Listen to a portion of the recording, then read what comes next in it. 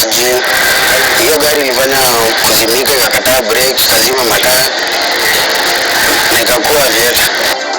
Sherehe za mahari za geuka msiba, kijiji kimoja Kibwezi kikijipata kwenye tanzia baada ya watu 7 waliokuwa wakielekea kwenye sherehe hizo kufariki kwenye ajali ya barabarani. One of the gangsters escaped with gunshot wounds, and we are appealing to members of public, anyone who appears either within the clinics or seeking shelter, to report to any police station. Mshukiwa wa ujambazi auawa na mwingine kujeruhiwa, bunduki iliyokuwa imeibiwa Mavoko ikipatikana baada ya polisi kufumania genge la wahalifu kwa Matungulu.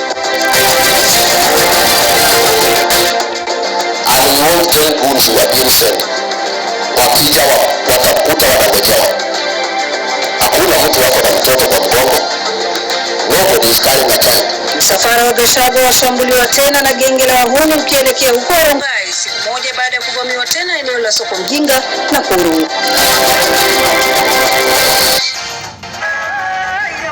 Jamii za Sabaoti, Teso na Bukusu kutoka Kenya na Uganda zajumuika kwa sherehe na matambiko ya kuondoa kisirani cha migogoro baina yao na kaunti ya Trans Nzoia.